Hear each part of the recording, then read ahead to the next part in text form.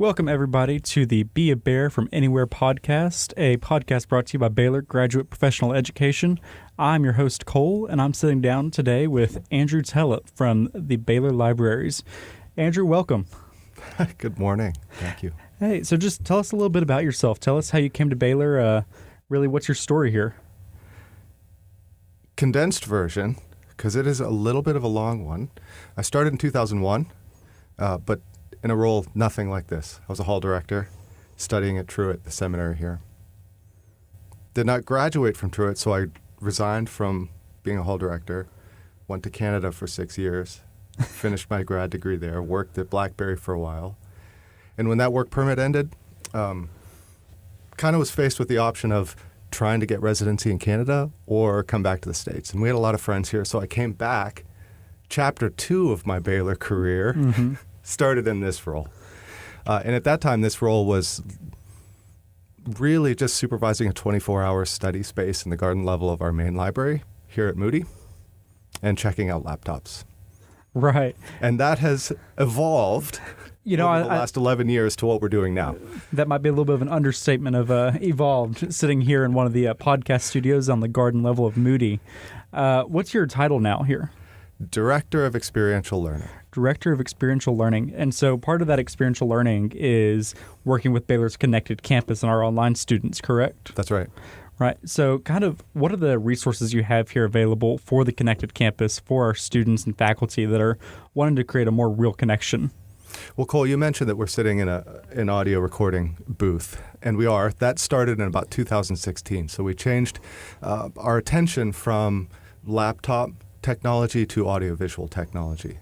Students at that time were already coming with the laptops they need and said, what don't they have? Well, they don't have creative technologies like audiovisual cameras and microphones and things like that.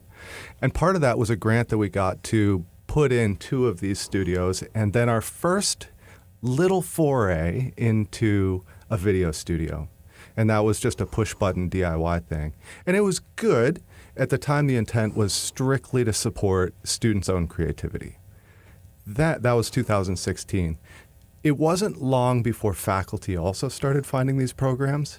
And yes, to incorporate creative assessments in their classes, but then also to do their own creative work. And that really stressed the limits of what our studios could do, because we designed them to be pretty simple. Faculty's needs for their content, more durable, long-lasting, not just for a grade, then for move on, right? Required better studios. And so that's kind of the impulse that's gotten us to where we are now. And as I understand it, you and I have talked several times, we have 2 fully functional studios now with plans for a third. Is that correct? That's right. So that first DIY push-button studio has now gotten a massive upgrade. We call that Studio A.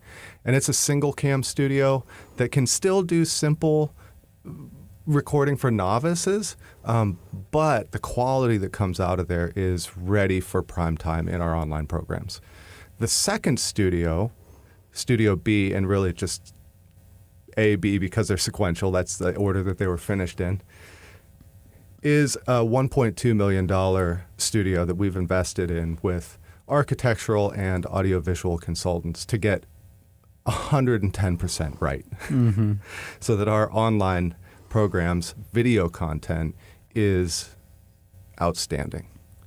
So there's really no limit there. We've added also professional staff to support that space. Our first studio is still largely self-supported. We'll come help consult and set you up.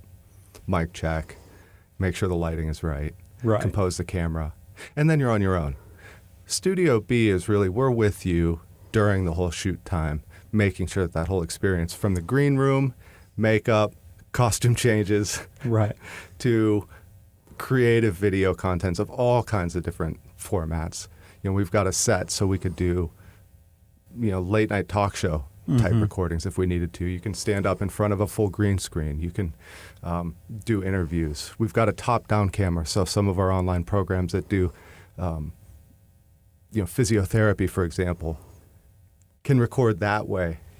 Seeing how to do stretches and maneuvers. So lots and lots of capability. Right. And so all of these capabilities here, Studio A, Studio B, soon to be Studio C, are fully available to our faculty to go in and create their course content. What does the process for them getting in the studio look like?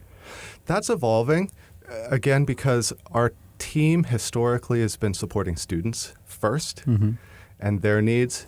And the default, A, for libraries, but B, for supporting students is massively open hours.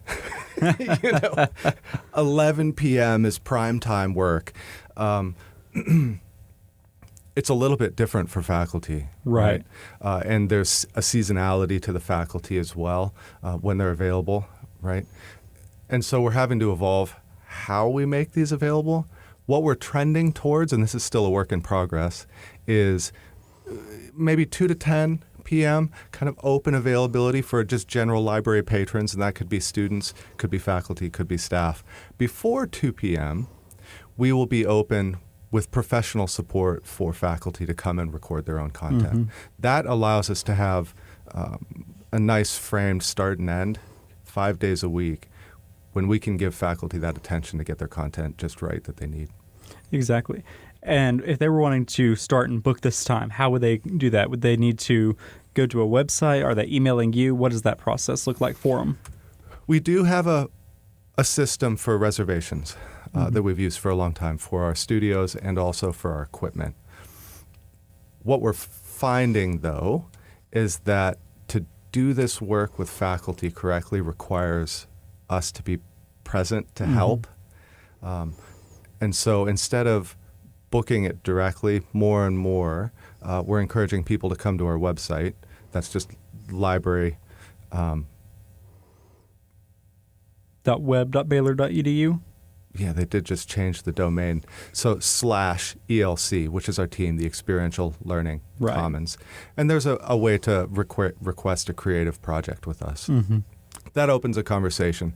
That means if a faculty member comes and has 6 different assets they need for their course, some of them could be in that single cam Studio A, but some of them really would warrant more professional support with our production team in Studio B. A conversation before just making a reservation is a helpful way to make sure that you come once and get in the right studio with the right support and get those assets right the first time. Exactly. And we talked a little bit about the capabilities of Studio B being that full production with the green room and the full staff support. In Studio A, we also have some pretty neat tricks with the whiteboard where we're writing and seeing it right side for the viewer on the camera. And we also have the green screen. Do you want to talk about those a little bit? Yeah, Studio A has a number of different preset out-of-the-box settings that are pretty fancy. Of course, you can just record single cam in front of our black backdrop. And yes, we have a learning glass, or a light board, they're often called, which is a glass panel that's illuminated when you write with a neon dry erase marker. It really pops. But because it's a glass panel, you can look through it to the camera, which then flips that image horizontally so that the viewer can read what the instructor is writing. So the instructor can maintain eye contact, but also write. Pretty neat feature. That's just push button, start, stop. But then we also have a chromat backdrop, which does a neat trick. We've got a light ring that's either blue or green around the camera, and then a reflective backdrop that takes that blue or green and sends it right back towards the camera. So with the flip of a switch, we can turn that chromat backdrop into a green screen or a blue screen. And then we've got a piece of hardware that can superimpose whatever image you like live. So you could be standing on the moon, or you could create a PowerPoint presentation with the content on the left side and you could stand on the right side and do the weather person type lecture in there. And again, that's just push button, start and stop. And we've got a team that can help orient and show all the different options in there. We're really quite pleased with that space. I haven't seen one like it anywhere else in the U.S. Well, I'm super glad that it's here at Baylor so that we can share it with all of our students across the U.S. I know you've said you've seen a lot of use coming out of the School of Ed, especially with that light board. What visions do you have for the future of these studios? Where do you see them going, and how do you see it growing? Good question. We haven't talked about Studio C yet. That's the one that's still seeking some funding. That one will be more like a YouTube or Twitch studio, multicam, but self-produced. So if you've got a YouTube channel that you follow and they're kind of in a basement, live switching, adding graphics, product unboxing. My son watches Pokemon videos all day. Right. That's done in a studio, a lot like what we have envisioned for Studio C. And that's going to be a fun one where an instructor could face the camera, have it top down to show a demonstration of something, click a button, then do a screen capture. It's going to be a neat place. So we look forward to that future. And then we just generally need to mature in the service. It's still brand new for us. The whole team and all the studios are less than 2 years old, really. Right. So we're going to grow into this, pivot from helping student creativity to helping all of our community be more creative and make sure that our students experiencing Baylor through our online programs get the same kind of quality that our students here on campus have been experiencing for years and years. That's great. I see a lot of applications for that Studio C, especially maybe art goes online for the graphic design programs. We have instructors working in Illustrator and Photoshop. It's easy to see that that's going to be a great vision when it comes to fruition. That's right. And a Wacom tablet for digital drawing in that space would be perfect use case. Exactly. Same story in computer science. We're coding. We're teaching you how to code. I see a lot of great applications for that coming up. There's a lot to be excited there. Exactly. Awesome. Well, we have been in here right about 10 minutes. Do you have any last words of wisdom or thoughts you want to share with our Connected Campus before we get on out of here? Well, I look forward to being a part of this new chapter in Baylor's story. Baylor has been, I think, a unique player in higher ed. This R1 designation, but also faith-based and private. I'm encouraged to see the improvements and development that Baylor's making for our online programs to bring that same quality experience to folks who can't maybe come here and be on campus for their entire degree program. So lots of good development happening. Awesome. Well, once again, thank you for sitting down with me. I'm Cole Tompkins. That was Andrew Telep, and this has been Be a Bear from Anywhere. Sick 'em Bears.